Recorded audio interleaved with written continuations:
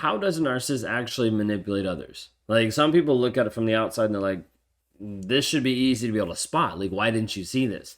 Maybe you found yourself already entangled into this web of manipulation, triangulation, gaslighting, and you're unsure of like, how did this even happen? How did I get here? Like, I was strong and confident. Now I feel like I'm a shell of a person. What actually happened? Maybe you think in your life there might be a person that's a narcissist or having toxic traits who's using these tactics to control you and ultimately exploit others.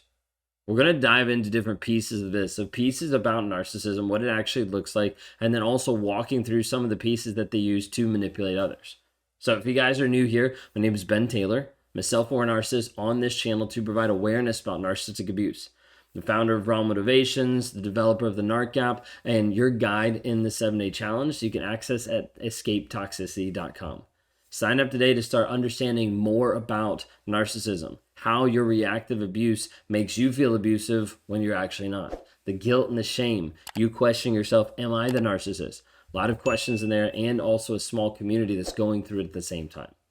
When we talk about this piece of narcissists manipulating others, I want you to consider how a lot of times you get with a narcissist and then it switches. They go from being charming and wonderful and great to then being an emotional leech that's just sucking everything out of you.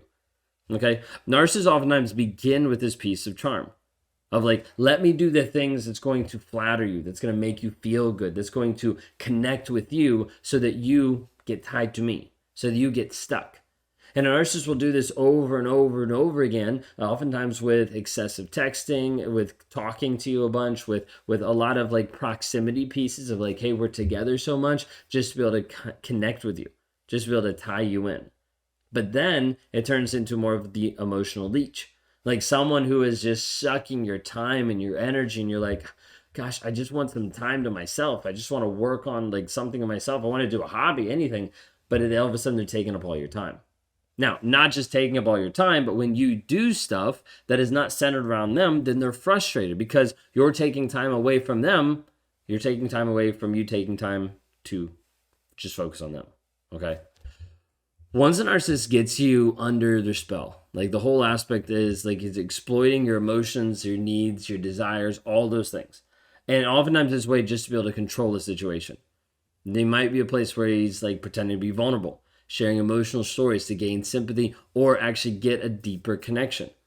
Like for me, I would bring in different pieces of my past of like, this is something that was vulnerable. This is something that happened. This is something that hurt me in the past. And people are like, oh my gosh, like let me help fill that gap, fill that void. And when that would happen, that would be me building that emotional bond. But then becoming an emotional leech of wanting all their time, energy, and attention. Okay, think of it this way, where a narcissist like gets with you and starts to just praise you up, okay? Praising your skills, your expertise, different things about you. And as it continues to grow and as it continues to morph into something else, they start confiding in you about their personal life, about about different things that it creates this emotional bond. Eventually they get to the place where they start to manipulate you by that emotional connection that they have with you. Okay, then moving into another piece of maybe you're already in the relationship and you're getting the gaslighting person, okay? The gaslighting guru, okay? The narcissist is coming into your life and is using this manipulation to confuse you and to distort your current reality, okay? This makes you doubt things that are actually happening. This makes you doubt your perceptions, your memories, your own eyesight, your own hearing of like, wait a second, I saw that, I heard that. Narcissist is like, no, I don't know what you're talking about. To try to make you feel crazy, to try to distort the view of life that you're actually happening. We talked about this a little bit earlier in the video earlier today, of talking about your current frame of reality, of how to break the trauma bond. This is what a narcissist is trying to put you in, their own box, their own prison, their own version of reality so that you stay stuck. One of the easiest way to do that is with gaslighting. With doing this to manipulate the truth, to be able to manipulate you, to distort the truth, to distort your reality and make you doubt your perceptions, your memories, and this happens with twisting and denying different events. Making you question, did that actually happen? Making you question your current reality. Think of it this way. Did you ever have a partner that constantly accuses you of not remembering conversations, of misremembering different events, different things that have happened? And you're like, no, like I do remember this. But you've got to the place you start to doubt yourself. Where you're like, maybe, no, that is true. Maybe, and you start to doubt yourself because you've been told so long that you do this, that you don't remember things, that you forget stuff, that you're just a forgetful person. There's so many people that start forgetting so many things, not because they're actually a forgetful person, but because of the trauma and the abuse that they've been under.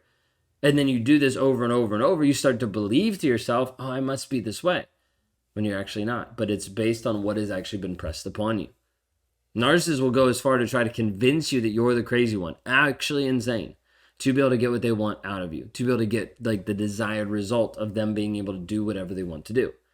The hard part is it leaves you completely confused, completely drained, and you're like, I don't know where to be able to go forward. Okay? Now, we've talked about a piece of this in the aspect of the early relationship. Love bombing and then devaluation. How it goes up, how it goes down. How the manipulation piece. It's push and pull.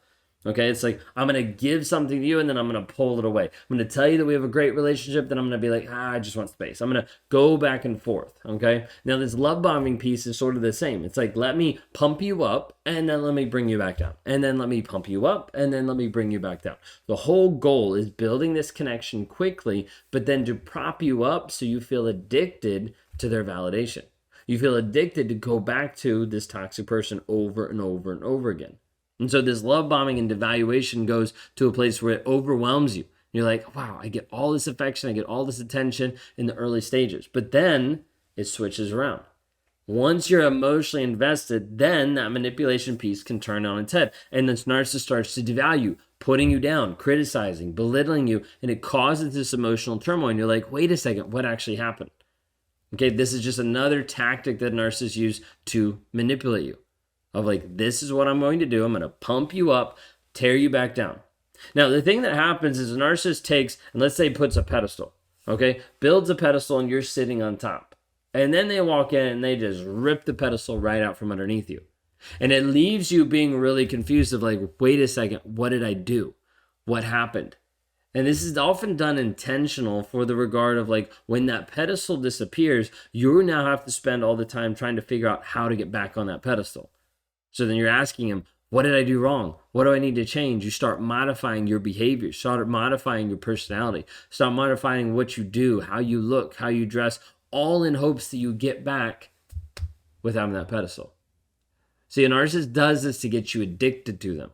Does this to get you like used to the fact of like, hey, if I get all this attention, this is what I should get, and then they take it away. And they're like, wait a second, what happened? And you start to blame yourself. Another aspect that I want to bring to the table when we talk about manipulation is triangulation. Like actually working on dividing people apart, divide and conquer. Narcissists oftentimes create these triangles in the relationship, okay, involving a third party to manipulate and have different power dynamics, different control dynamics in there. What you're going to see a lot of times is where they'll pit you against another person. Now, this could be a brand new supply. This could be someone else in your life. This could be a daughter. This could be someone else, like a family member that they're using to pit against each other. Oftentimes, the triangulation aspect, the supplies never meet. But they're just like, oh, this person, you wouldn't like this person. Oh, this person. It doesn't have to be even supplies. It just has to be people. Where narcissists will triangulate you against someone else, sometimes to be able to up the ante, to be able to get more attention and affection from you because you're like, oh, well, I got to do better so he doesn't leave. Or like sometimes that triangulation piece is just to control narratives, to get you upset at someone so that you don't talk to them, so you don't figure out that there's actually a lie there. There's all different aspects of triangulation, but the whole thing is like, let me divide people up so I can either give them different stories or I can pit them against each other to control the entire narrative as a whole. But what this does is cause conflict, cause more drama. Think of it this way. You might have even in a family setting with your narcissistic partner where they play a certain role in the kids' lives, where he actually plays the kids against each other, maybe favoring one and scapegoating another. This manipulation tactic fosters this resentment and tension between the kids. You're like, it makes it easier for them to actually maintain control of the situation. Of like, if I can manipulate these kids to this level, to this degree, then I get what I want out of it because I'm in control. Okay. Another tactic that a narcissist oftentimes uses is the aspect of hoovering. Okay, hoovering comes from the idea of the Hoover vacuum, which sucks up dirt, right? Okay, same aspect as narcissist, the toxic person trying to suck you back into the relationship.